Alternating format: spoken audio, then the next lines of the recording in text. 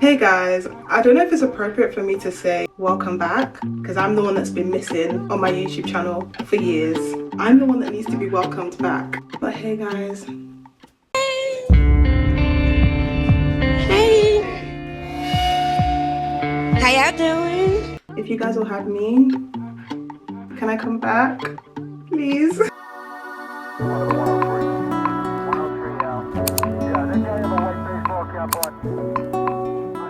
I thought the best way to reintroduce myself would be for you guys to get ready with me while I tell you some facts about myself. This fact is probably obvious, but my name is Sean. You'll probably hear a lot of my friends calling me Liz, but there's a whole story behind this. I know I'm not the only person, but when I was growing up, my name was so long, people would make fun of it. And I can't even tell you guys the names that people gave me because it literally still traumatizes me to this day. When I used to work in retail, I really hated the fact that people would not know how to pronounce my name, or they would make a joke out of it, or they would ask me to repeat it 100 times. It was a lot and it was happening every single day. Whenever I worked in retail, I went by Elizabeth. But why this was so funny is because one of my now really close friends, who I worked with at the time, she knew me as Elizabeth. So we then went to university and she kept on calling me Liz, Liz, Liz. So everyone just sort of caught on to Liz, but I never actually told anyone to call me Liz. I don't think it helped that I decided to give myself a nickname and I named like all my social media platforms Sean Liz. Obviously it's not really much of a nickname because it's longer than my actual name, but I just felt like everyone had like, you know, something fun that they could call themselves, and I just had Sean, and I felt like there was no nickname you could make from Sean. So I created Sean Liz. Another funny thing is I actually have people who genuinely think my name is Sean Liz. Honestly, it baffles me till this day. Never heard that name anywhere before. Some of the people who have called me Sean Liz thinking that that's my name, they're from Nigeria. I was judging you. I was judging you real hard. Another fun fact, I lived in China for 1 year.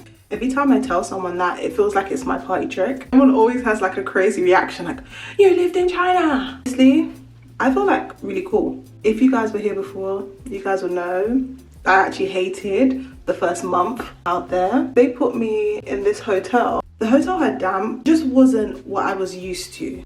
Like, and I'm not saying that to sound like a brat or anything, probably do sound like a brat saying that. Like, when my mum would take me on holiday, we would always stay in like really nice places. But for me, seeing damp and mold, I said no. I literally was crying. I was like, I want to go home. But I didn't go home. I actually stayed. And it was probably the best decision I could have made for myself back then. Secondary school was a rough time. Sixth form was probably an even rougher time. And then going into uni, I felt like I had just so much like anger. I just hadn't found a way to deal with it. Moving to China for me, it was kind of like a season of like finding myself. I started reading, I started my fitness journey. I just felt so much closer to God. I felt so much closer to my friends, weirdly enough. Probably most of my friends would like tell you to this day, like, oh my gosh, Sean, like you changed. Just a calmer person. I just had a different aura about me. I don't know, something about that season of isolation just sort of rebuilt me, and I'm honestly so grateful that for that whole experience. Like, I'm not saying I'll do it again, but I'm so grateful that I did it when I did it.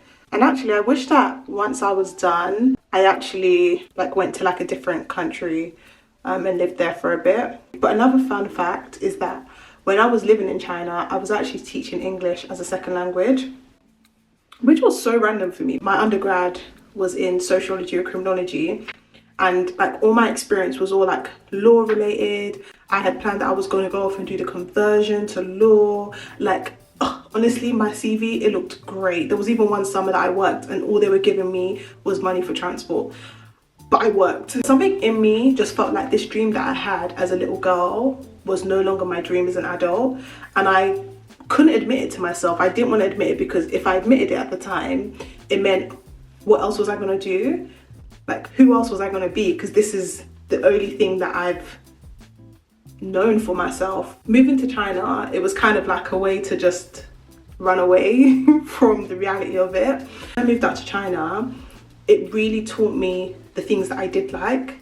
and the things that I really didn't like and I didn't want to do. My next fact is actually that when I moved back from China, I was sort of doing some part-time work for a while, still trying to figure out what life looked like. I started my master's in social work. I'm a children's social worker. I've been qualified for 3 years now, 4 years if you include like my student year. What I will say about social work is if you're someone who just gives up the first sign of like things getting really difficult and really challenging, then social work will be a lot for you, because there's a lot of like challenging relationships, a lot of things that you want to happen for your young people, like your children that you're supporting, the families that you're supporting, and we're all human, so sometimes it doesn't happen. But yeah, it's challenging, it's a journey. I'm honestly still on that journey with social work. Another fact about me, guys, is I love to travel. I love to travel. I love to travel with like my friends, I love to travel with my family, but I feel like because of the nature of like my job and how intense it can be, I feel like sometimes I really appreciate like quiet time, just time to myself. Another fact is that I can cook. And guys, when I say I can cook, like, I'm not just saying like, oh yeah, I can make like a spaghetti bolognese. Like, I used to run a food page called SL's Kitchen. You know, that was during lockdown. On a normal day, I probably wouldn't have the time to get into it. But because of lockdown, I had the time. Now, I don't know, I find it very difficult to make time for the things that I once loved. And also partly because the love that I had for it just really isn't the same. Like, yes, I can cook. Like, I love to host my friends and family. But when it comes to food, my love of food is a bit different.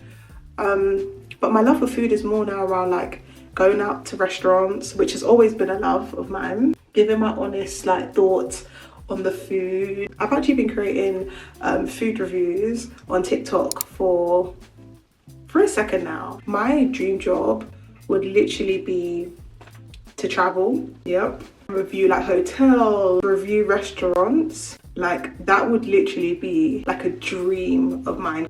Another fact, I've been going to like boxing classes consistently. I would say at least twice a week. The thing about it, a lot of people ask me like, oh, like, would you ever like do like a fight? I guess for most people, that's what they're building up towards. For me, on the other hand, boxing is just a way to stay slim, cute, and snatched.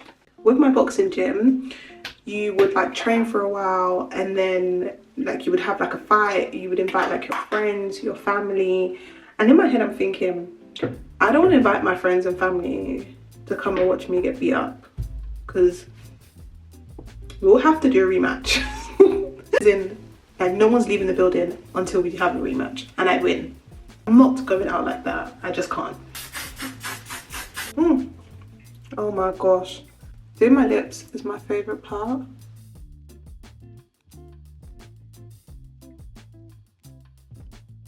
I overline my lips, which to be fair doesn't really make sense because I actually have big lips already, but I feel like it just makes it look better. This gloss from Sephora was literally the best thing ever. You guys have like sat here and watched me use a million different products on my lips. That's my makeup done. I hope you guys enjoyed this girly chit chat, this yap, because I love yapping, and I look forward to our next chit chat. I look forward to the next girly yap. If like there's anything like I spoke about in this video that you guys want me to talk more about, or you have any questions, like just put in the comments below and I will answer them in the comments, or maybe make another video on it. So yeah, but if you guys like this video, make sure to give it a thumbs up. I'm gonna try and be consistent, but if you got this far, thank you so much for watching this video, and I hope to see you guys next time. Bye.